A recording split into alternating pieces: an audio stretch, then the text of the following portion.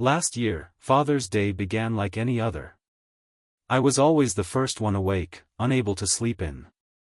So I knew it would be a while before my 18-year-old wife and daughters, ages 18 and 17, would wake up and join me for Mother's Day each year. I'd make a nice breakfast for my wife, followed by mimosas for lunch. I'd serve her a cheese, fruit, and nut plate with a bottle of good white wine for dinner. I'd grill her favorite dinner, steak, and baked potato, and pair it with a good Cabernet Sauvignon. When the girls were younger, they would assist with breakfast and the obligatory waiting on mom, hand and foot. However, as they grew into teenagers, I was left to spoil them on my own. Not a big deal. My wife usually reciprocated by making me a special breakfast. But I grilled the steaks for dinner on Father's Day. This year, on Father's Day, I waited for my wife to wake up so she could make me breakfast, which she never does on any other day. She has no idea, but I usually eat something small around 6 a.m. I'd be starving if I didn't eat until she got up around 9. Which is early for her on a weekend. When she awoke, she kissed me, wished me a happy Father's Day, and started preparing a special breakfast for the family for lunch. We went to a kitschy little Doctor Who themed sandwich cafe, and overall it was a pleasant day. Life follows the calendar and knows when all of the important dates are. She manages everything from holidays to children's activities. A dry, erased calendar hangs on the side of a cabinet in the kitchen. Every Hallmark holiday school event, half day, and so on is recorded on the calendar. Nothing is ever missed except when I miss something, of course. The following year, as my wife was writing down the dates on the calendar at the end of May, she said, "Hey Bill, your birthday is on Father's Day this year." It was not the first time it had occurred, so I was not surprised. I said, "Sweet, don't skimp and cheat me out of 2 gifts." Katie responded with a laugh. "If you were cheated out of a present, you'd never let me forget it. I'll have to do something special for you this year." The weeks leading up to my big day were unusual in our household. My wife was acting oddly by working late, snapping at me and the girls for minor infractions and dressing up more for work. She was the bake shop manager at our neighborhood grocery store. She had never worn makeup to work before but started doing so around that time. She also wore a smock over her outfit, which included a button-down white dress shirt and slacks. She'd been leaving an extra button undone, revealing more of her ample cleavage. When she went out without me the Friday before my birthday, I began to have second thoughts. She spent a lot of time with a core group of married couples, so she rarely went out with the girls by herself. If someone invited her out for drinks, she'd tell me where they were going and I'd meet them there. It wasn't like I was an ogre who wouldn't let her do things for herself. She always said she enjoyed her time more when I was with her. It made me feel better. And I thought our marriage was pretty strong because of little things like that. I did not do much outside of our social circle without her either. It simply worked for us. We were not party goers or heavy drinkers. Our idea of a relaxing Friday night was to cuddle on the couch and watch a movie or 2 together. That's why I was surprised to see her walk down the stairs on Friday, dressed to kill. She wore a new short skirt, nude stockings, and high heels. She had also clearly been to a tanning salon and had her hair done. I whistled at her and asked, "Crap honey, did I forget we were going out? Allow me to get dressed quickly." "No Bill, I'm going out with some coworkers. I figured you could get a pizza for yourself because our girls are also going out." Shocked. She never mentioned it and it was not on her cherished calendar. "You did not tell me you had plans. I figured we could catch up on our shows tonight." Crossed her beautiful face and then she caught herself and relaxed. "Sorry baby, I was asked just today." I made it clear that I looked her up and down before saying, "So you just found out today within the hour? You left work before me. You purchased a new skirt, went tanning and had your hair done. I was becoming angry. She was lying to me, but I couldn't prove it. I could not believe she was cheating on me. It was not in her nature to do that. She was the typical suburban soccer mom, wife and mother. Our sex life was excellent. We still made love several times per week. There was absolutely no reason for her to cheat on me. She snapped at me. I worked a half day per day. I wanted to look good for a change before I could reply. She walked out the door without saying anything, leaving me wondering what the hell happened. I waited up for her and she arrived home shortly before midnight. Her hair wasn't down anymore. It was pulled back into her usual ponytail. So much for having her hair done. She walked past me without speaking and went upstairs. A few minutes later, I heard the shower running. All I could do was shake my head, wondering what she'd done to necessitate a shower before bed. She did not come down. Nor did she say goodnight before going to bed. I knew something was seriously wrong. In my idyllic little world. I wondered how wrong it was. Do I work in retail management? So I worked the next Saturday morning. Normally, when I got ready for the day, she would wake up and kiss me goodbye before falling back asleep. That morning, I received nothing. I was once again taken aback when I arrived at the store. Missy was waiting by the entrance. Missy worked as the morning barista at the coffee shop in our big box store. She was a cute redhead with blue eyes. Just as happily married as I was. I could not help but notice her. I've always had a thing for redheads. "Hello, Bill." She called out as I approached the entrance. It was still locked because we had a half hour until the store opened. Maybe the night crew guys could have let her in. But as she previously stated, she did not feel at ease being alone in the store with a group of guys. "Good morning, Missy," I said as I opened the door for us. "What happened to Bill? You look like someone killed your cat." "Sorry. I have a lot on my mind today." She gave me a strange look, but then let it go. "Give me a few minutes and I'll serve you a cup of our finest." He forced a smile and spoke. "That sounds good. I will see you shortly." I locked the doors as she dashed off to get the cafe ready for the morning rush. I knew she'd be extremely busy as soon as the store opened. The mornings were always reserved for our small coffee shop. I did check in with the crews, preparing their departments as I walked the floor. I always did a morning walk through.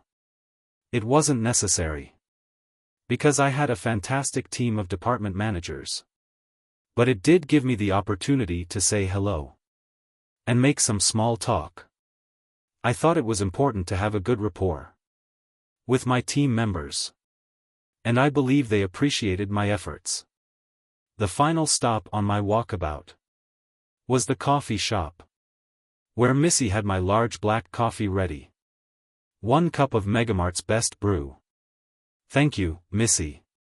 I sat down to box on the counter. "No bill. It is on the house today." "No way, Missy. I pay for everything here.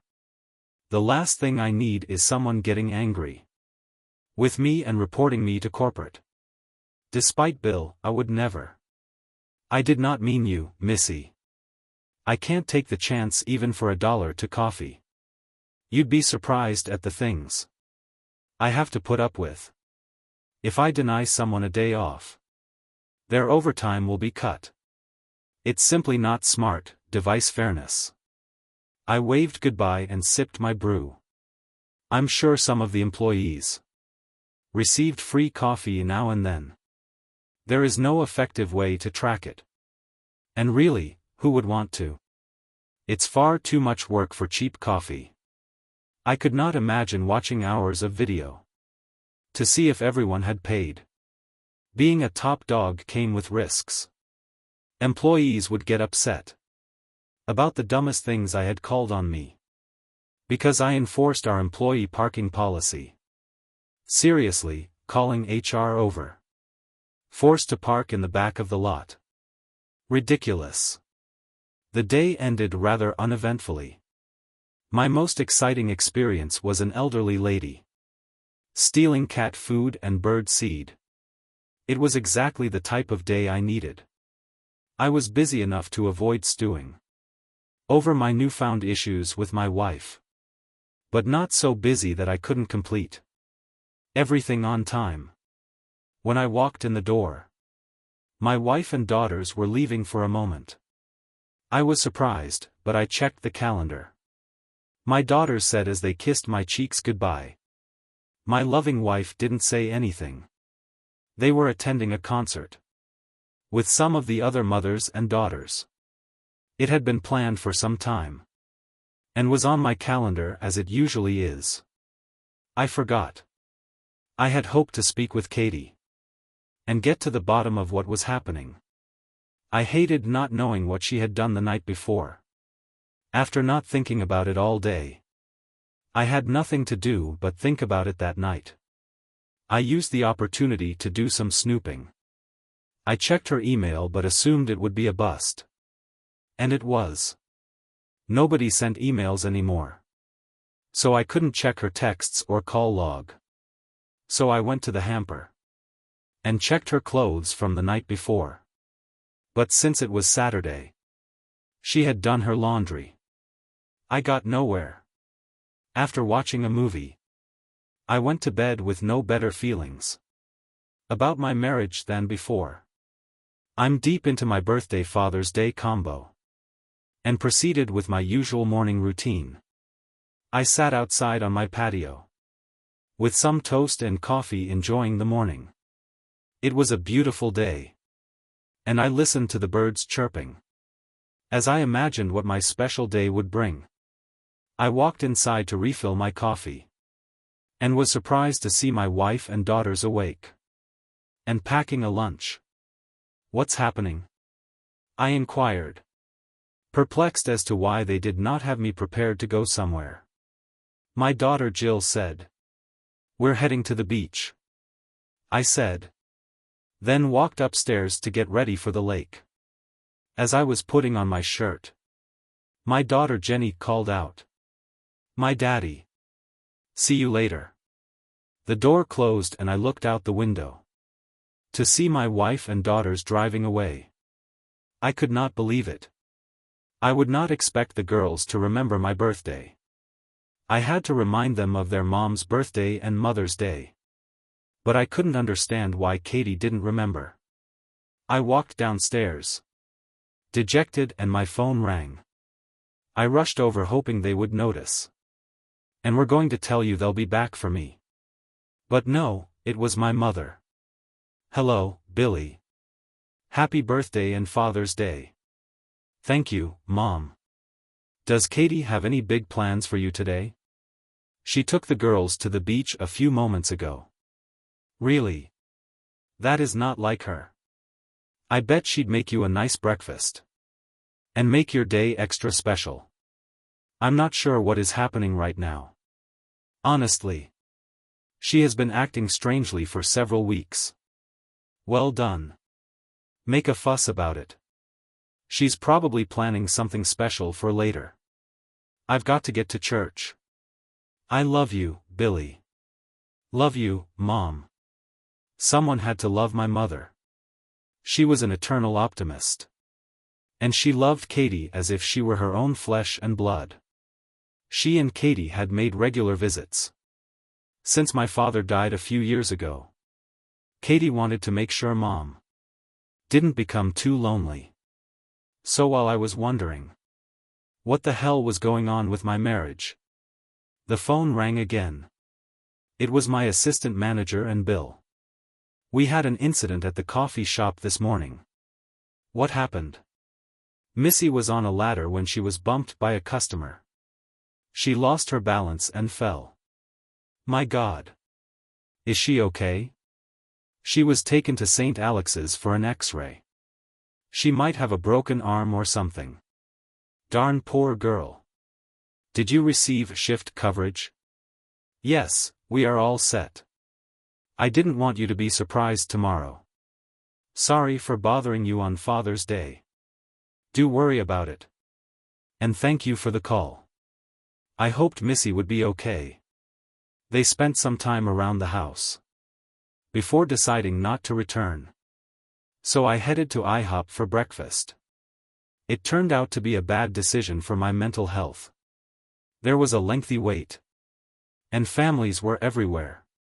I saw happy families celebrating fathers and grandfathers. I left before I started crying. I drove through McDonald's drive-thru and got a large breakfast with coffee and orange juice. The pancakes were surprisingly good.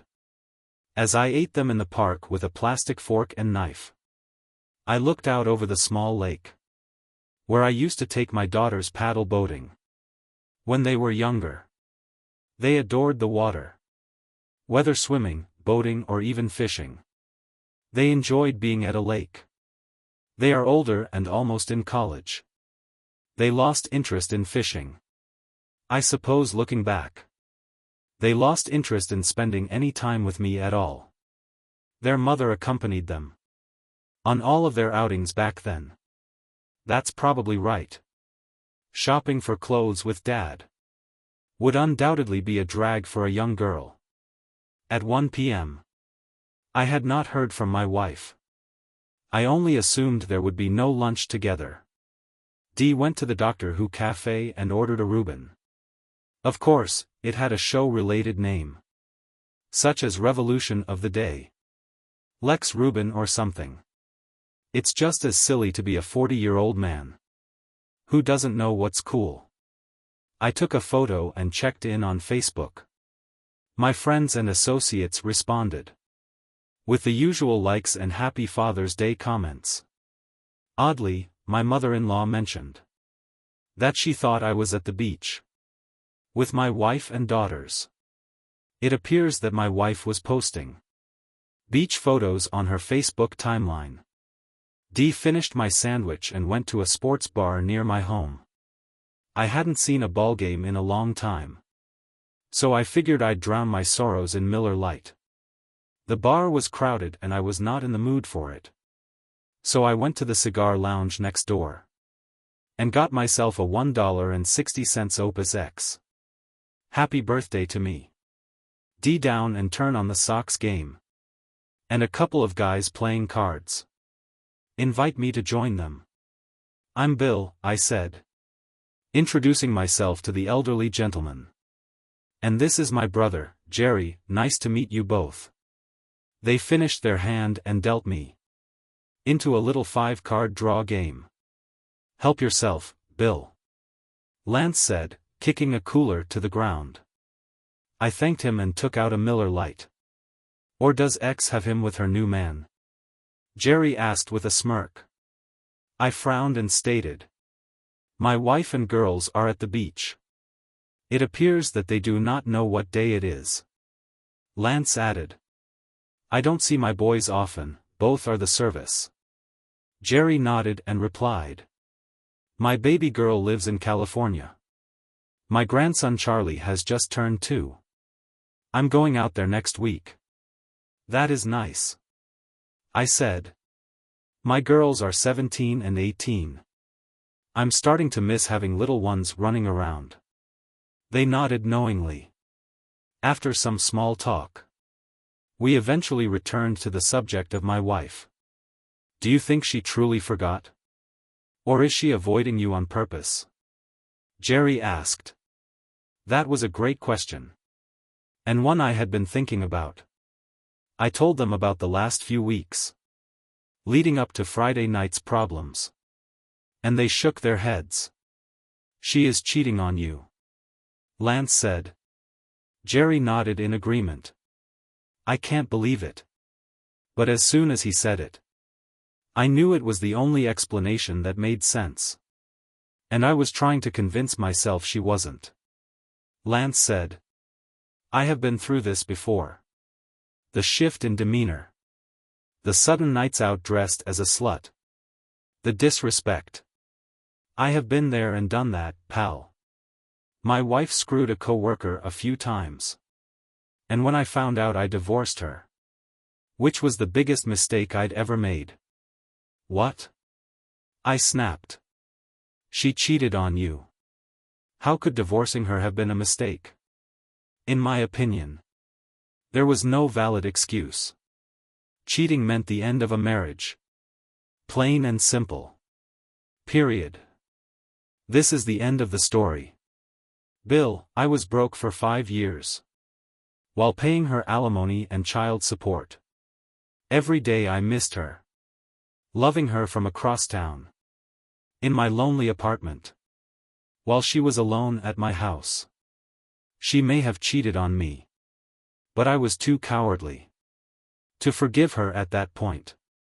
It took 7 years. But we finally got back together. We're happy now. I said.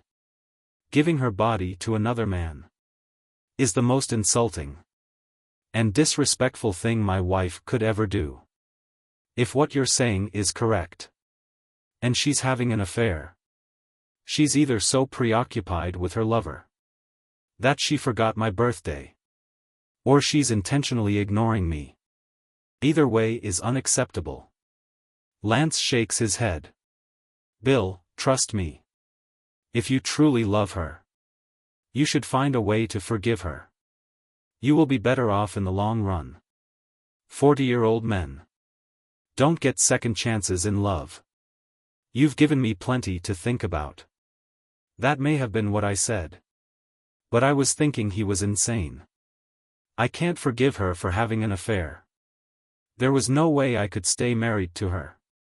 I shook both men's hands. Wished them well and left. It was almost dinner time. When I sat on my couch and browsed Facebook, I was even more saddened. When I saw my daughter's and wife's posts, with photos from their happy day. Screw it.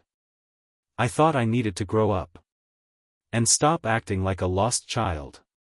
My wife forgot my birthday. This happens. She had forgotten Father's Day. Who cares? What matters is that I was certain she had cheated on me Friday night. And most likely several times. In the previous weeks. She was acting strange. Rubbing it in my face had to be her final strategy. She did, in fact, end it all. It was time to plan. For the rest of my life. I decided to go to my favorite restaurant for dinner.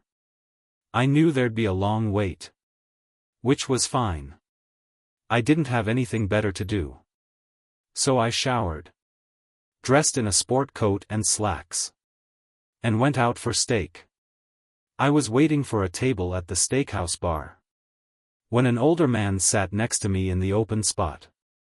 He frowned when he saw my champagne bottle in one glass.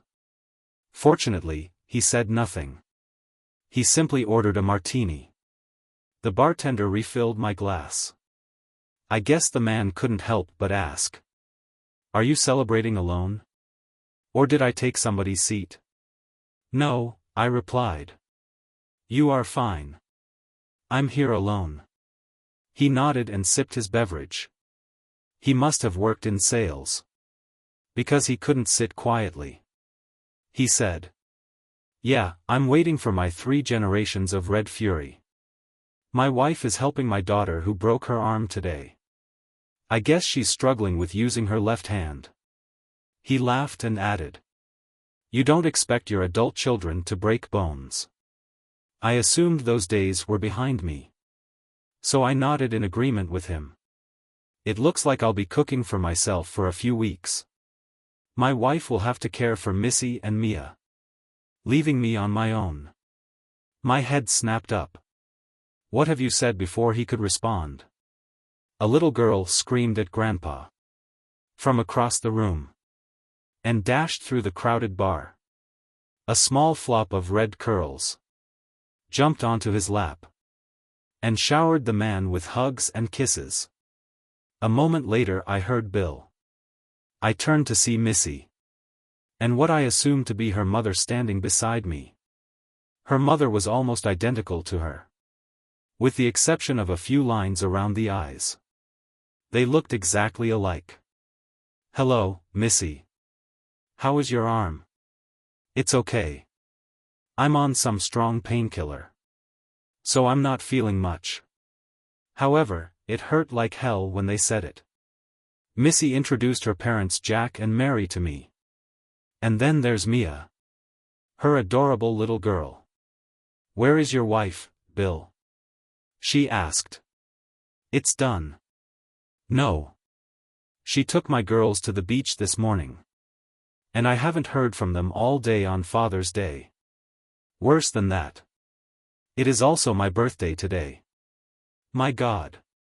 Did she let you down on the best day of the year for you? What is her problem?" I didn't want to get into it. And ended up saying more than I should have. I shrugged my shoulders. "Please get her. You must join us." Mary spoke emphatically. I understood what Jack meant with his red fury remark. "I did it. You don't want them to gang up on you. It isn't pretty," Jack said with a snicker, revealing his years of experience. "Being ganged up on by them. But this is your day, Jack. I do not want to intrude." "Yes," he said. "It is our day." "Grandpa, you said." "I know, pumpkin. I used a bad word. Grandma will punish me later, Father." He winked at me as their table's buzzer sounded. "Bill, settle your tab and meet us at our table." He spoke in a drill instructor's tone. "No bailing on us." He threw a toe on the bar and walked away. "Bill, my parents can be stubborn." "Don't worry, Missy. I suppose it's preferable to eating alone." The dinner conversation was light. Bill and I told stories about our daughters' childhoods. And Mia asked many questions. She couldn't stop laughing at her mother's embarrassing childhood stories. After dinner, my phone rang. I saw it was my wife and ignored the call. Setting the phone on the table. "Did your wife?" Mary asked. "Yes, is it more than you're letting on?" Missy asked. "I believe so, but I have no proof. Everyone make mistakes," Mary said, staring directly at Jack. "Perhaps you can find a way to forgive her." Mrs. Head snapped over and glared at Mary. I called the waiter over and gave him my credit card. "Okay, I've ruined enough of your meeting. Thank you, Bill, for inviting me to share your meal. Let me. It was an honor to eat with you. And particularly one of my favorite employees. It's on me. Happy Father's Day." I shook their hands and went over to the waiter's station to sign the check. I didn't even have solid proof that she was cheating on me. However, I had already been told twice that I should forgive her. What was wrong with the people? Dawn called again and again. I ignored it. When I pulled into my garage, I was greeted by two whirling dervishes who bestowed kisses and hugs, while profusely apologizing for abandoning me on Father's Day. "Girls, do not worry about it. I do not expect you to remember when my birthday is." Jill, it's your birthday." Scream. Then she stormed into the house yelling at my wife. "Daddy, we didn't know. I'm very sorry." She sobbed on my chest. "You must hate us. I love you more than life itself." When she asked us last night to go to the beach today, we jumped at the opportunity. We did not think. "It's okay. Do not worry about it. I'm not mad at you." I did not tell her. I was angry at her mother. But that was my issue. Not my daughter's. "Get in." I walked through the kitchen, ignored my crying wife. Was scolded by my daughters. And then went up to change clothes. After putting on shorts and a tank top, I returned through the war zone to find my wife sobbing alone. "I am so sorry," she mumbled. I shook my head and walked out onto my deck, holding a beer and a cigar. It was a beautiful night and I was enjoying the peace. I'm thinking about work instead of my wife for a change. The sliding door opened. "What is his name?"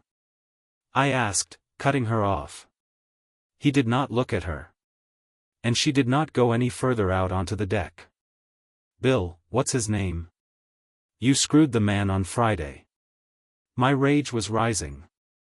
I heard the door closed, but she did not come out.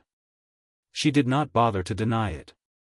I knew I would be seeing a divorce lawyer soon. Almost 20 years of marriage have gone down the drain. I married such a stupid woman. That's when my mind began to think the worst. How long had she cheated? Was he her first? Did I know him? Were these girls even mine? It's amazing how many negative thoughts enter your mind when you're treated so poorly. I decided to demand paternity tests for the girls as part of the divorce proceedings. It would not only provide me with peace of mind, but it would also embarrass Katie. I spent the rest of the night looking up divorce laws on the internet before falling asleep on the couch. What a way to celebrate my birthday. I awoke first at a gloomy 5 a.m. I found Katie sleeping soundly in my bedroom, curled up around my pillow. It's interesting how calm she appeared, compared to how poorly I slept. She was incredibly beautiful. It was too bad she wasn't mine anymore. I'd miss her body. I grabbed my clothes and showered as quickly as possible. I managed to get away without waking her. But Jill was waiting for me in the hallway. "Is this Daddy?" I exhaled. This is as bad as it gets. Please forgive her. I mean, it's just forgetting a day, honey. She didn't just forget my birthday or Father's Day. She cheated on me. She gasped. No, Dad, she wouldn't. She must have. And I won't accept it. Think about it. She's been acting oddly for the last few weeks. Friday night, she went out dressed, revealing after getting a tan and her hair done. That certainly wasn't for me. She avoided me all day, Saturday and Sunday. She was obviously feeling either guilt or hatred for me, and didn't want to be around me at all. When has she ever taken you to the beach without me? That's always a family excursion. What if it's not an affair? What if it was only once?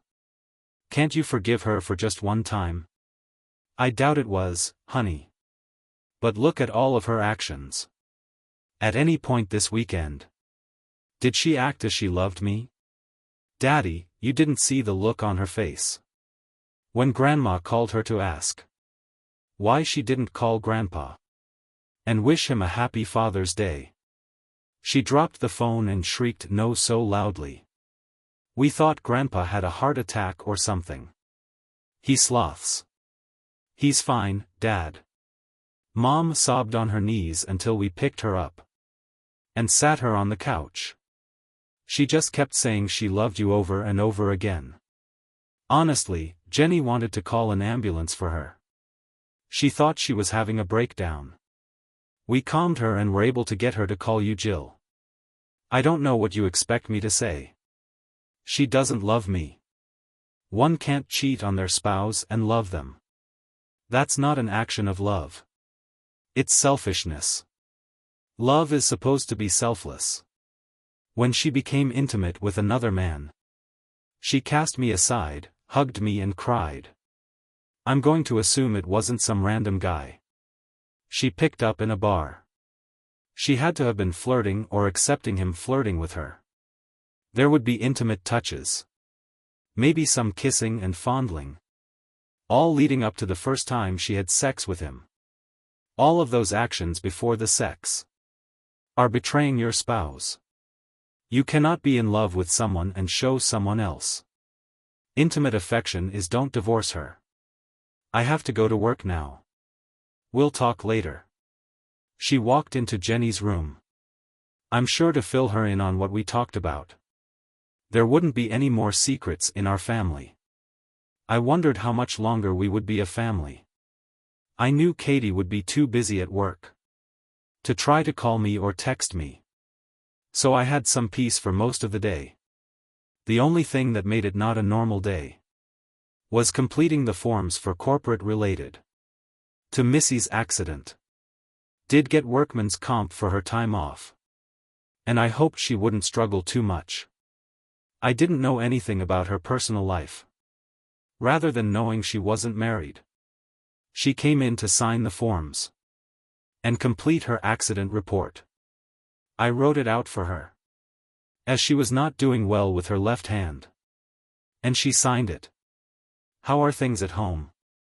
She asked. Not good. She didn't deny it when I confronted her about her affair. I apologize. I'm sure you don't want to know my life story. But I do know how you feel. My ex-husband cheated on me while I was pregnant. I kicked him out before my daughter was even born. My mom was furious with me. She basically called me a quitter. Jesus, I thought it was odd when your mom mentioned forgiving my wife last night. She was looking right at your father when she said it. I noticed that as well. I'm not sure which one it was, but it makes me think one of them cheated. I apologize. They seem to be happy, so they are free to live how they choose. I choose to never trust a cheater. Me too, I said firmly. Decent home when I got home from work. She was probably screwing her stud. And I got pissed off. I got back into my car and drove the 2 miles to her grocery store. I saw her car in the parking lot. And to my surprise, she was sitting in it with a young man. When I stopped in front of her car, she noticed me and I could see her scream. No, she opened the door but I drove off. If she was going to cheat on me, he could have her. I was done. I drove home and ran upstairs to pack a bag. I planned on staying in a hotel until I found an apartment. Before I knew it, Jenny and Jill were crying and begging me to stay.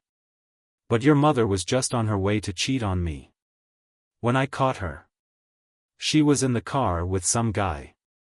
When I pulled up to her daddy, there has to be a mistake. Girls, I know what I saw. She had a man in her car. Why would she stay after work and have a man in her car if she wasn't going to take him somewhere? She can't say they were just eating lunch. There is no innocent explanation for sitting in the back of the parking lot after work with a man in her car. Dad, please don't break up our family. Jenny sobbed. Your mother broke up our family. This is not my fault. I pulled them into a group hug and kissed their cheeks. You girls, I'll be in touch every day. I left them crying in the bedroom. As I walked to the garage, as I pulled out, I almost got hit by Katie, pulling in like a bat out of hell. I shook my head and drove on. The next week was nothing less than pure hell. I refused to take calls from my wife. And for the first 3 days, she called me every hour on the hour. She must have taken the week off, because she couldn't make phone calls from the shop floor and had to be on the floor all day. She left countless messages, all begging me to call her. I deleted every one of them. After those 3 days, my mother-in-law, both daughters and Katie's sister, all begged me to talk to her. They all said it wasn't as bad as I thought. But every time I asked them if she cheated on me, they didn't answer. They all knew she had. They just wouldn't admit it. I stopped answering any calls from everyone. I told my daughters I'd speak to them, but their mother was not to be brought up. I had to hang up on them twice before they believed I was serious. At the end of the week, I visited with an attorney. A simple split down the middle was all I wanted. She could have the house. Until the girls moved out. We would sell it then. My attorney said I could get more than half of the house proceeds, based on my contribution to the down payment, and monthly payment being larger than Katie's contribution. But I told him just to split it evenly. I thought alimony or maintenance was a foregone conclusion. But it turns out that since my wife makes plenty of money to support herself, I wouldn't have to pay her anything. That was the best news I'd had in a while. I wouldn't have to pay her to screw her lover. The only fly in the ointment was that I didn't have proof of her adultery. The judge might not allow it, and could downgrade it to irreconcilable differences. And I would have to prove we tried to make it work. I would take my chances. With my attorney preparing to file the divorce, life went on. There would be no forced mediation or counseling. There would be no lawsuits for alienation of affection. There would be no long drawn-out battle. The split was fair. And any judge could see that with a blindfold on. Nothing is that easy though. What she could do was fight. When she was served the papers, she unleashed the entire barrage of the family against me again. It turns out that she only screwed the kid one time on that Friday before my birthday. Or that's what she convinced everyone was. What happened? I was branded as the bad guy. Because I wouldn't let her explain. As if any explanation would be acceptable. My mother basically called me a wimp. Because I wouldn't fight for my marriage. My mother-in-law told me we were even. Because I was breaking my vows to. By not staying with her in the worst times. My daughters told me I needed to stay with the family. Because they would be scarred for life by our divorce. So real, I did nothing wrong. Yet I was being blamed for the divorce. Things hit the fan when I had my daughters give me saliva for the DNA test. They refused until I lied to them. And told them it was an order of the court. Katie wrote me a letter that was mailed to my store. I read it and it said that she got caught up in the kid's attention to her. I say kid because the bastard was only 21. They only had sex one time in the back seat of his car. Like him being a dud was supposed to make it all okay. She also said that when I caught her in her car with the guy, it was to tell him privately to never speak to her again. It didn't matter. She cheated on me once and once was enough. Nice thing was that since she gave me the letter, I didn't have to prove adultery for the divorce. She did it on her own. It meant that I wouldn't have to file for irreconcilable differences and prove we tried to make it work. Karma was finally on my side. She tried to fight the divorce. But when the judge saw my offered terms and her letter confirming the adultery, he approved it. I would be divorced in 60 days. Hey there, I was a man alone on an island of desolation. Because I refused to talk to her. I was branded as immature and a jerk. It got so bad my mother and my daughter stopped talking to me. It hurt, but I was on the side of righteousness. And if they didn't like it too bad, I called my daughters every other day religiously. They never answered. But I left voicemails telling them what was going on with me. And asking what was going on in their lives. I wouldn't let them blame me for not being on speaking terms. I continued to make every effort. And reached out to them. No matter if they wanted me to or not. Doing that changed was I began to have coffee with Missy on Sundays. It started innocently enough. When we bumped into each other at a local coffee shop. She and me lived in the neighborhood. And were out for a walk. I invited them to join me. And filled her in on my misery. while Mia watched cartoons on my iPad. "I'm sure your daughters will come around, Bill," she said. "They are young and impressionable. And are living with your wife. There's no telling what nonsense she's put into their heads. I hope you're right. I just hope they aren't too far gone. I miss them like hell." The following week I went to the same shop. At the same time. And was reading when I heard, "Hey stranger." I smiled and invited them to join me again. "Is this normal for you or are you stalking me?"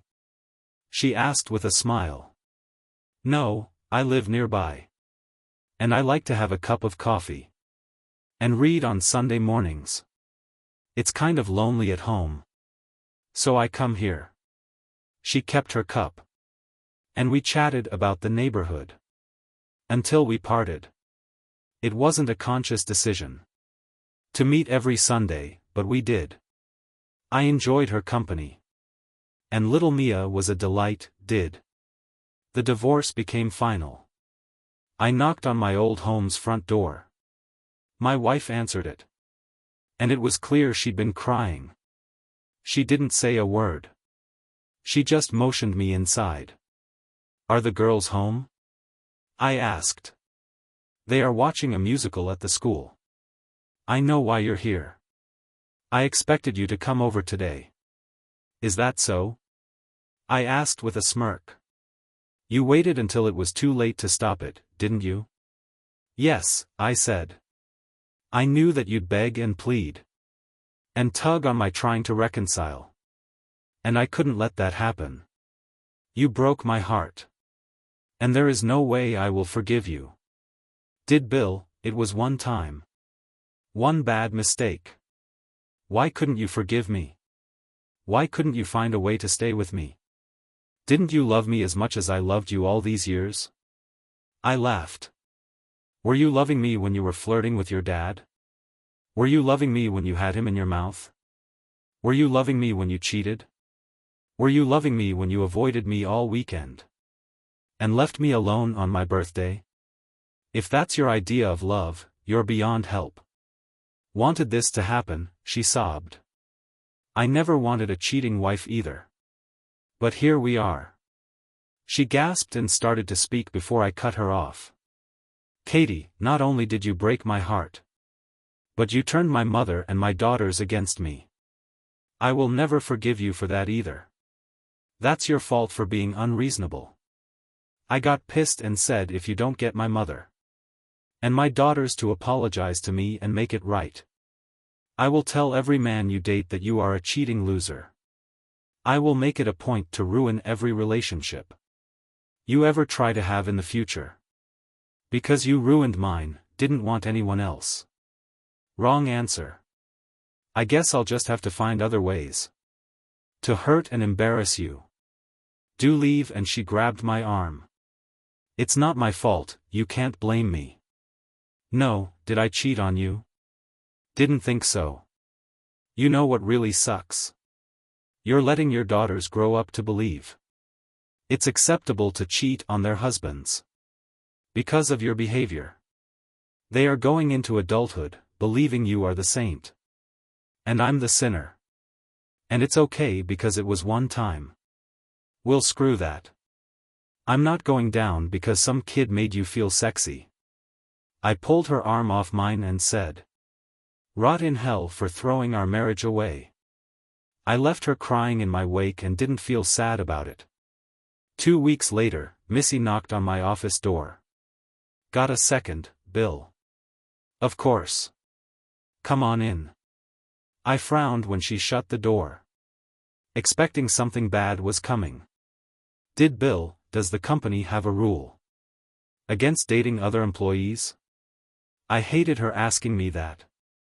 I was hoping to get to ask her out. It looked like I was too late. "Did we have a strong sexual harassment policy?" "That policy protects just about everything. A failed relationship between co-workers could damage. And if two people cannot work together after a breakup, that's their fault, not the company's." "Good, that's what I was hoping for." she said as she placed a folded piece of paper on my desk. I asked my address and phone number. I expect you over for dinner tomorrow night. Mia will be joining us, smiled and agreed. Good, you're a good man, Bill. You deserve to be happy. And I'd like to give you a second chance at happiness. She dashed out of my office with a cute spring in her step. And I was looking forward to our dinner. Hi, it's Dad, checking in. I hope all is well with you and your sister. Usual stuff in my world. Except a woman at work asked me out to dinner. Well, anyway, I love you and miss you. Please call me soon. Bye. I knew leaving that message would cause some issues. But I still didn't care. I had to move on and I was excited. About Missy stepping up to the plate as she did. Missy was a beautiful woman. With an even more beautiful personality. Her daughter was precocious and adorable. And I already met her parents. I felt like I was finally ahead in the game. 15 minutes later, when Katie texted me. I can't believe you're dating already. You're a real jerk. I laughed when I read it. I never realized how delusional she was. To think I would sit and stew over her was insane. Maybe some guys would lament and mourn the loss of their marriage at the hands of a cheating wife. But that wasn't me. Who was young enough at 41 to find love again? Hell, I was young enough to have more kids if I wanted. That was something to think about. Missy was in her early 30s. She may want more children down the road. I knew it was too early to have those thoughts. But as a single mother, those things were probably at the top of Missy's potential suitor's traits. I'm sure she was looking for a husband, not a plaything. Although I certainly was not opposed to being her plaything. I hadn't been laid in months. The next evening, I showered and shaved after work. And dressed casually. I looked in the mirror and didn't mind what I saw. I was in good shape with no spare tire or love handles. I had a full head of brown hair. With no gray hair peeking through yet. I had a great job that paid well. And I had money in the bank. I figured I wasn't a bad catch for any woman. Let alone a younger woman like Missy. I realized that I had no idea how to date someone. When you're married, you're always together. And you know everything about each other. There was no issue with holding hands. Or kissing when you got home from a night out. You knew sex was on the table. There was comfort in the status quo. Jesus, I had to learn how to have sex all over again. Hope that the next woman I had sex with liked the same stuff or at least communicated well. I feared I wasn't ready to date. And I regretted jumping into the dating scene so quickly. I knocked on her townhouse door with a bottle of wine, flowers, and a stuffed animal. I figured it wouldn't hurt to get on me. As good sighed when she opened the door. I was blown away by what I saw. Her curly red hair was down over her shoulders. And she had the perfect amount of makeup on. She wore a billowy sundress that stopped about 4 inches above her knees, showcasing her wonderful legs. She was barefoot and her toes were painted hot pink, matching her fingernails. She laughed and asked, "Do I pass inspection?" "God, yes," I said before I could take it back. She laughed harder and took the flowers and wine for me. "Mia's watching TV. Go ahead and say hi. She's going to love the bear." She wandered off into the kitchen. And I knelt next to Mia. "Hi, sweetie. I brought you a bear." She cautiously looked up at me. And then lit the room up with her smile. She held out her hands for the bear. And ran off to show Missy. Once she got it into her arms, she brought back some good memories. Of Jenny and Jill at that age. I realized how long it had been since I spoke to them. And I missed them even more. What's wrong? Missy asked, snapping me from my thoughts. I forced a smile and said nothing. I was just thinking of my daughters when they were Mia's age. Are things that bad now? She asked. Still aren't talking to me at all. Katie turned them against me. And I can't bring them around. I still try though. I leave them messages every other day in one stop. I'm sorry, Bill. I know it's horrible for you. Every day I understand. They listen to my messages, though. I told them about our date tonight. And Katie texted me to tell me. I was a jerk for moving on so quickly. I apologize. It's not too quick, is it? She bit her lip and looked damn cute doing it. I said honestly. But I'm happy to find that out with you. She smiled and took my hand. Dinner is ready. I hope you like pasta with meat sauce. I have garlic bread too. So you have to be ready to deal with that later. When we're on the couch kissing.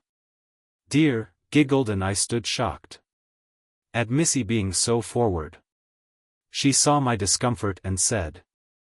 Bill, we are both adults and I've known you for 3 years. I know what kind of man you are. And there's not much getting to know you needed to know. I like you a lot. You're about to be a hot commodity. And I'm staking my claim early. Dear commodity, I asked. Yep, you have no idea.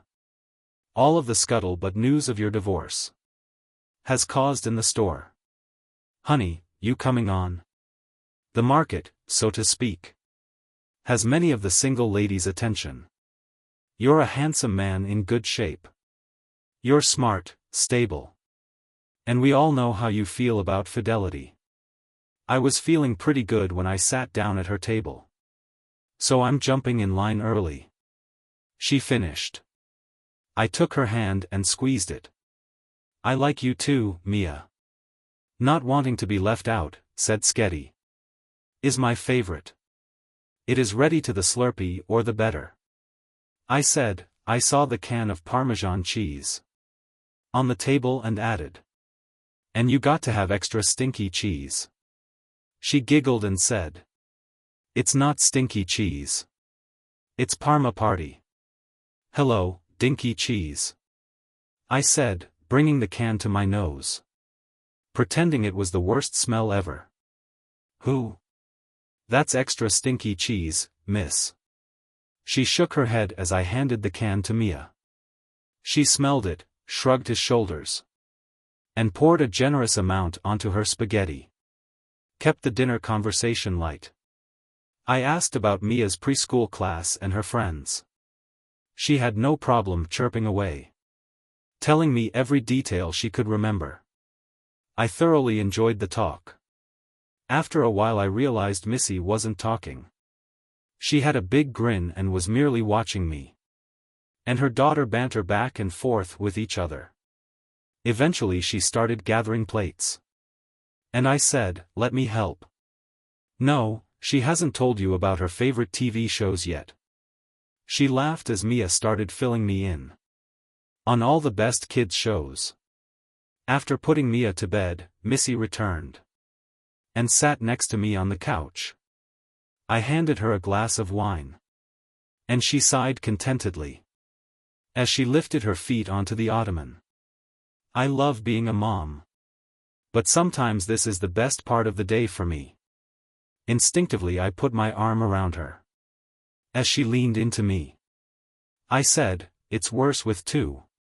I bet it was. Do you think your girls will come around? I hope so.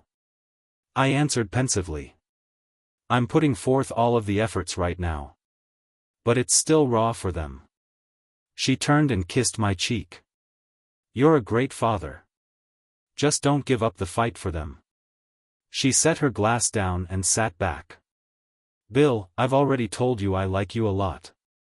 And I'm too old to play the will we or won't we game. I would like to continue to see you. And that includes inviting you into my bedroom. I was going to tell her that we don't have to. But she lifted her shush finger. I know you want to be a gentleman and all that. But that's not necessary. What I'm trying to say is I don't want to be your buddy. Or friend with benefits. I'm warning you now that I am looking for an exclusive relationship. I have a daughter to think about. And honestly, she needs a daddy as much as I want a husband. I tried to speak again but once more got shushed. Denver station usually ends with the guy picking up and running. I don't think you are that way. But I'm giving you an out. If you want to sow your oats and test out the single life, I'm not your girl. If you want to see if we have a shot for the long haul, then I'm your woman. Wow. I said, did you prepare that speech or was it off the cuff? She frowned, misinterpreting my feelings. Missy, like you said, we've known each other in a working relationship for 3 years. These past few weeks of having coffee together have been very nice. Hello, family man. It's all I've ever been. I don't know how to be single. And the idea of dating scares the hell out of me. If my wife could have kept her legs closed, I'd still be a happily married family man. No, I don't want to play the field. She smiled and took my hand. I continued. You're beautiful, smart, and you make a mean spaghetti. I'd like to be your boyfriend. Consider me locked in towards building something good for all of us. Including your little girl. We didn't make love that night. As much as I wanted to take her right there on her couch, I felt taking things slow would be best. She practically professed her love for me. And was coming on very strongly. I thought slowing things down would be better for my comfort level. I got a gift from the gods when I received an application for a manager slot I had open. You forgot the name of the punk kid. That ended my marriage. So I couldn't exact any amount of revenge on him. But when he showed up to interview for my overnight manager job, I recognized him immediately. I knew he'd never recognized me. But he might have recognized my name. So I had an interview him and hire him on the spot. The second night of work, I waited in the parking lot for him to begin his shift. I walked up to his NATO's beater car and placed a 40-inch TV I bought at a competitor in the back seat. We carried the same model. And I happened to know one of them was conveniently misplaced in the stock room. In the morning, I timed my arrival to coincide with his shift ending. I walked him out to his car, idly chatting about what he thought of his team of guys. When we got there, I noticed the TV in his back seat and pretended to be shocked. Jeff, did you buy the TV before your shift? We aren't open yet. Bill, that's not mine. I don't know how it got there, Jeff. I think we need to go back into the store. Bill, you have to believe me. Check the cameras. I shook my head and said, all right, bring the TV. We walked back into the store. And the kid was scared to death. I thought he was going to cry at one point. We didn't have overnight security. Because with the store closed overnight, and having a night crew in the store, we didn't need it. What we had were cameras everywhere. And there was only one place. The security cameras could be turned off. Only managers had a key to that room. There's a camera facing the door to the room. But it was above a doorway to the stairwell. I told corporate security about that issue a few years before. But they never rectified it. That made it easy to open the stairwell door, reach up and cover the camera with a piece of black tape. Then I turned off the security camera system. Well, technically I unplugged the computer that ran the system. When I walked him into the room, and he saw the computer wasn't running, he panicked and kept pleading his innocence. As I called the police per policy, all was said and done. The kid got a conviction for a minor felony and got no jail time. I had hoped he'd get a couple of months.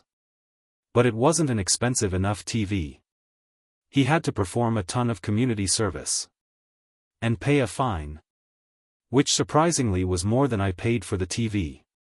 With a felony on his record. He'd also have a hard time finding a job in retail. That made me happier. But still wasn't worth the risk I took. Did get a security upgrade from corporate out of it. Which included parking lot cameras. They were long overdue.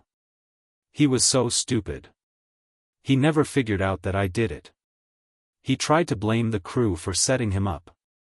But couldn't prove anything. They didn't miss him when I fired. Did brisk Saturday morning. A week after my dinner with Missy. I saw her waiting in her car. To stay warm after I parked next to her. She met me at my door. And greeted me with a nice kiss. "Are we still on for dinner tonight?" she asked. "Good, I've got something special I'm making for us. You won't want to miss it." "Is this the tramp?" Katie asked from behind me, cutting me off. "Excuse me, miss." He shouted, her claws fully unsheathed. "Katie, what do you want?" I asked, annoyed. "Dying to reach you." "Did you block my number?" "Yes. After your 30 texts about me being a bastard. For moving on, I had enough." "What do you want?" "I want to talk about the girls. We need to figure college out. They can go wherever they want. I've made sure the money is there for them. I'd like to be involved. But since you poison them against me. They want to speak to me." "Afraid you won't pay for school?" "Of course I'll pay for it. I still love them even though. Because you can't keep your legs closed. I lost them in the divorce." Missy laughed. Katie glared at her and said, "It's not my fault you couldn't forgive me for one slip. It was only once because you weren't discreet about it. I confronted you immediately. Whatever, you should still be my husband. We should still be a family." "Delusional, you cost me my marriage. My family, my daughters, and my mother. I swear to you, you'd better never date a man. And I find out about it. You'll never see a second date. No one wants to date a cheating slut. Unless they know your reputation. And are just looking for an easy lay." I turned and walked towards the store. I heard shouting behind me and turned to find Missy. Having Katie backed up against the car. With her finger in her face. "Away from my man. You threw him away and I picked him up." I ran back and pulled her away. "She's not worth the trouble." "You heard me, woman," she shouted at Katie. Before turning and walking towards the store. "Please leave, Katie. We're done and that's your fault. Yours and yours alone." I left her sobbing by the cars. I ran to catch up to my huffing Missy and took her hand. She looked up and smiled at me as she slowed down. "I'm sorry, Bill. I guess I was being too territorial. Do I like having women fighting over me? In the parking lot? It's great for my ego." We laughed and went inside to get some work done. That morning I got a call from my mom. When I answered, she grunted. "Billy, I'm..." She didn't finish. And I heard a thud. But the call didn't end. I hung up and called back to no answer. I called 911 to have them send an ambulance to her house. And they told me a call had already come in from her residence. Feared the worst and told Ann to cover me as I had to go. She understood. And as I ran through the store, I blew past Missy, who shouted after me. I ignored her and ran straight to my car. When I got to my mom's house, the ambulance was pulling away, so I followed it. When I walked up to the opening back doors, I found out she was gone before the ambulance arrived at the hospital. She must have lost consciousness when we were on the phone. I cried as I sat in the lobby of the emergency room. I sat there alone thinking of the last thing my mom said to me. What was she going to say? Would it have been? I'm in trouble. I'm having a heart attack. I apologize. My phone rang and it was Missy. Hey, my mom just died. Bill, I'm so sorry. Yeah, thanks. I'm afraid I won't be good company tonight. No, I'm going to be with you. You need me? Please let me come over. Yeah, I said I didn't want to be alone. And I was glad she was willing to be with me. I'm on my way home. Meet me there after you get off. Okay. See you soon. I ended the call and walked out to my car instead of driving home. I went to my old house. I needed to tell my girls whether they wanted to see me or not. Hold up. I saw both girls' cars in the driveway and sighed. I never imagined the first words we would speak to each other. Being news like this. I didn't care that I didn't live there anymore. I keyed the passcode into the garage door opener and walked inside. Katie's car wasn't there and I was glad about that. I don't think I was in the frame of mind to see her. Living room and kitchen were empty. So I went upstairs to the bedrooms. Dad, Jill shouted as I walked into her room. Do you want? Jenny shrieked as she came in behind me. Did you come to beg? Well, you can go to Grandma. Had a heart attack and died this morning. I said, cutting her off. I just thought I should tell you that in person. I'll go to hell now. Walked out and closed the door behind me. I heard Jenny yell for me to wait. But I ran out to my car and drove off.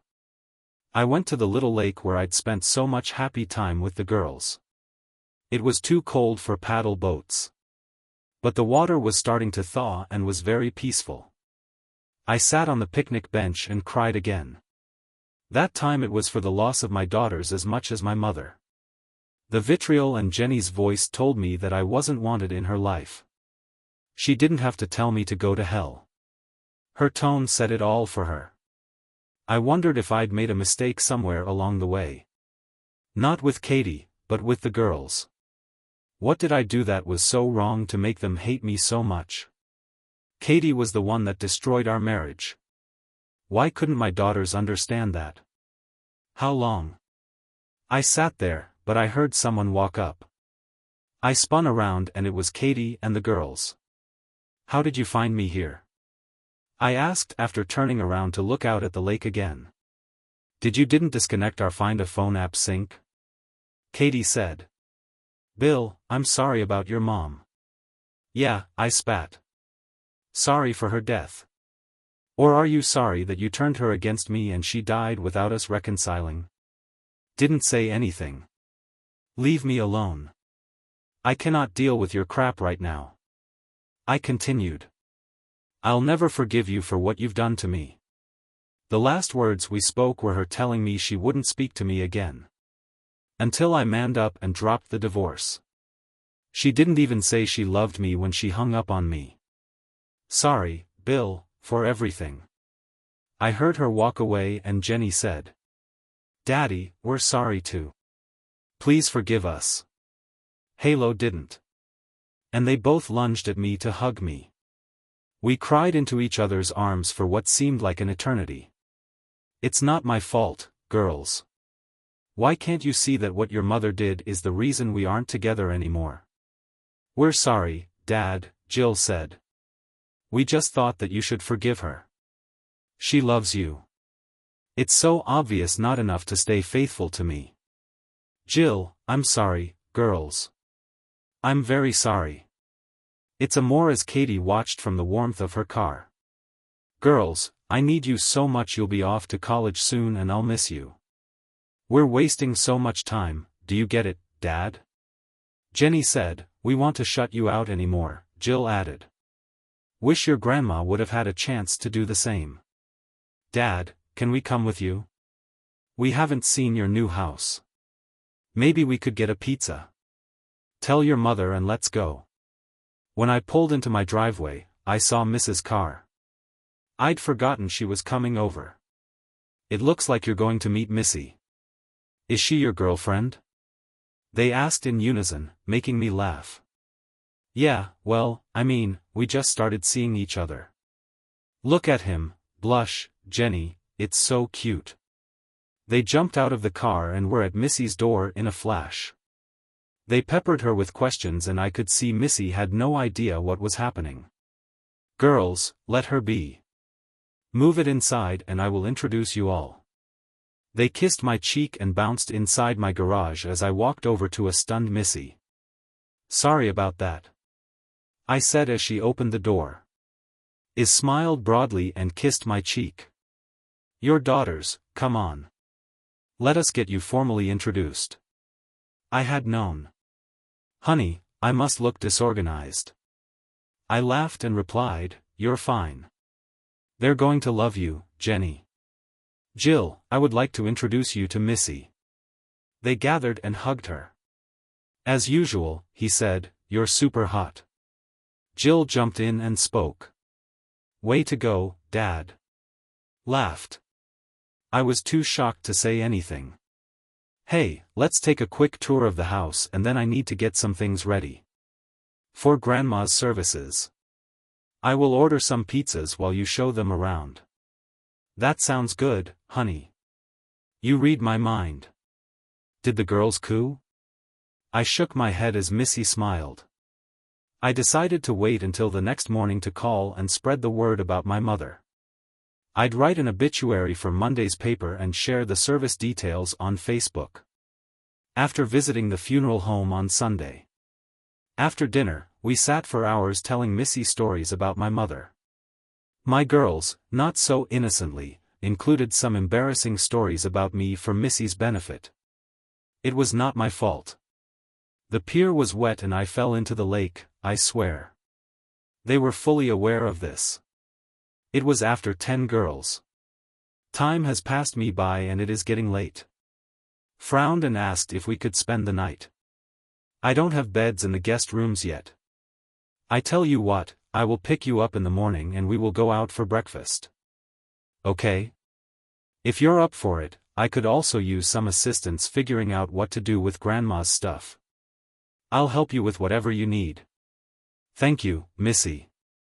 Do you want to go for a ride or do you need to get home to Mia? She is staying with my parents. Jill jumped in. Who is Mia? Demure is my 4-year-old daughter. They both squealed and Jenny exclaimed. My God, I can't wait to meet her. Daisy laughed at their excitement and promised someday soon, okay, let's go out. Missy said, the wonderful girls, as we sat on the couch. Shortly after returning to my home. I'm glad you got back together with them. I exhaled. I agree. I just wish my mother hadn't died. She snuggled into my arms and when I woke up in the morning, I had fallen asleep holding her. She had us wrapped in a blanket and was still snuggled against me. I missed having that closeness with someone. Just the top of her head and said, I'm sorry I fell asleep on you. She moaned while stretching. It's fine, baby. You experienced a very emotional day. Would you like to join me and the girls for breakfast? Only if I can bring Mia. My parents have plans this morning. My daughters will adore her. Since we needed to get Mia, I asked my daughters to meet us at IHOP. I walked in holding Mia's hand. My girls rushed over to her in seconds. Mia was in their arms being twirled through the air. Then they tickled and kissed her. She was squealing and giggling the entire time. Wearing a big smile right up until she yelled. I was able to urinate. The girls all said, we'll take her, and bounced off to the bathroom. Do you think they will get along? I asked with a grin. She lightly slapped my shoulder and kissed my cheek. They will continue for many years to come. She said she was thinking long term. Despite the fact that we had only gone on one date. It was slightly unsettling. But I was confident I would get over it. We ate. Mia and my daughters talked non-stop about anything and everything. Mia clearly enjoys talking and not just about herself. She asked a lot of questions about my daughters' lives. I believe even my daughters were surprised. My daughters were the neighborhood's babysitters. As a result, they excelled at working with young children. They were familiar with all of the popular children's shows and movies, and they had Mia eating out of their hands. They got along well with Missy. My dating with her was free of animosity and anger, which surprised me. They refused to speak with me for months after my divorce. But once they met my new girlfriend, they became BFFs. I didn't understand that. So I'd have to ask the girls for an explanation. After making dozens of phone calls, beginning the lengthy process of cleaning out my mother's house, and visiting the funeral home, I was finally able to sit and relax. Giggles had returned to my house for dinner, while Missy and Mia had separated from us after breakfast. Missy felt it would be too emotional for us, and she wanted to avoid the discomfort of Mia being present, questioning everything as we sorted through my mother's house. "Dad, are you in love with Missy?" Jenny asked out of the blue. "We have only seen each other a few times outside of work. It's a little early to call it love." "Okay, Dad," Jill said as if I was an idiot. "Have you ever seen those old cartoons in which the girls' eyes flutter and their hands fold next to their cheeks as they look at their prints?" I bit into a slice of pizza. "As she bats her eyes at you, it's as if hearts are floating around her head." Jill said it before I could deny it. She loved me. They looked at each other, then turned to me and said, "We like her." I went from being happy to see my daughters to being angry. I placed my slice on my plate, wiped my hands and proceeded to the sink. I was stalling, attempting to calm down, as I leaned against the counter, facing away from them. Jenny asked, "Girls, how can you break my heart after all this time? Now sit down and tell me you like my girlfriend. What did I do to you to make you think it was acceptable to shut me out, ignore me and tell me to go to hell the first time I saw you in ages? What have I done? Do you know how many times I cried after leaving you a message you didn't want to receive? Dad made us." "What?" I shouted. "Did it'll answer it? It began when Mom told us that if you thought you were losing us, you could return to her, and we could be a family again. We're deeply sorry." Jenny jumped up to hug me when she noticed the tear on my cheek. "Daddy, please forgive us." After that, it did not work. She informed us that you had abandoned us, and were not going to pay for college, because we wanted you to stay with her. She explained that the messages you left were a ploy you used in your divorce, to appear to be a good guy for the judge's benefit. Do you believe that? How would you react to sitting with her every day, hearing her defend her one-time mistake? Over 20 years of love?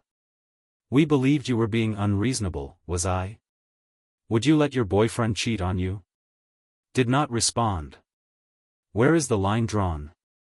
I inquired forcefully. It's time for 5. Please answer me. They began crying and we all hugged. Their embrace instantly calmed me and I felt terrible. Sorry, girls, I have missed you so much. After they each expressed their love for me, I said, it's time to take you home. You have school tomorrow. Do not forget to include Mom. Inform them about the wake and funeral. You'll need time off this week. I did it once more. And I watched them drive away with a happy heart. I looked at the sky and said, Mom, you didn't have to go get me the girls back. But thank you. I will miss you. Wakes are difficult for me. Because I've always been uncomfortable. Sitting in a room with a dead body. My mom's was especially difficult. I went over to the coffin several times during the day and looked at her. She appeared calm. I was glad she'd be seeing my father again. He died several years ago from cancer. He preferred a different type of service with no wake. He like me thought it was strange that people would hang out with a corpse. Mom had hers completely planned out. I suppose as people get older, they start to think about things like this. She even chose her coffin. All I had to do was schedule the time and day, as well as handle minor details of the room setup and service. I was relieved she'd finished it. I was standing in the front of the room, talking with one of her friends, when Katie and my girls entered. My daughters greeted me with warm, tearful hugs, while Katie thankfully left me alone. Katie walked to the back of the room and sat alone after saying a prayer and placing something in the casket. I looked to see what she had put in there. And it was a photo of Katie and me, with our arms around my mother. She was holding each of our babies in her arms with a mile-wide smile on her face. I took the picture she had tucked into the side and reverently placed it next to her hands. It was the first time I had cried that day. The minister wanted to start the prayer service. Katie had not left her position in the back of the room. She captivated everyone. It's impossible to be married into a family. For as long as she was without meeting people, they all loved her. The protocol called for the immediate family to sit in the front row of chairs. My girls were to my right and Misty was on my left. But something didn't feel right. I stood and turned. Katie remained in the back of the room, wiping away her tears. It didn't feel right to me. My mother would not have wanted that. Katie was equally her daughter and my wife. I walked to the back of the room, where everyone was seated, waiting for the service to begin. I was noticed after all, I had followed me. I extended my hand to Katie. Come to the front, you don't need to hide back here. She began sobbing and hugging me. She whispered, "Thank you." As she released me, she said hello to the front of the room. And my Uncle John gave her his seat, which was next to my daughter. "You are a good man, Bill," Missy whispered after kissing my cheeks. It's the strangest feeling I've ever had. I'm holding Missy's hand and my ex-wife is just feet away. As we finished the day, I prayed that I wouldn't come to regret it and have a problem with them later. I was saying goodbye to the last few visitors when Katie approached me with Missy by my side. I was wondering what Katie would do. I was hoping she wouldn't start a fight, out of respect for my mother. Thank you for including me and the family today. It meant more than you could ever realize. She loved you as a daughter. It was only right. That reminds me. You can ride in the limousine with us. And the girls tomorrow if you want. I got into a hug and cried. Missy's hand firmly touched my lower back. And I began to fear a cat fight. Katie broke the hug and said, "If you don't need anything from me, I'll go home." I shook my head, "No." And she smiled briefly at Missy. "I'm glad you are here for him. You may not realize it, but he was a mama's boy. It will soon hit him hard that she has gone." With that, she turned and left the room. He gave me a side hug and said, "Let us get you home." I placed my keys on the valet and entered the kitchen. I'm glad the day was over. Missy sat at the table and took a cold beer from me. "Everything with Katie went better than you anticipated. You handled things well." She said this while I was enjoying my cold. Samuel Adams. "Yes, I'm glad.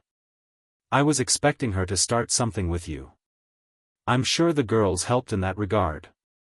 We just have to get through tomorrow and we'll be fine. I hope she was correct.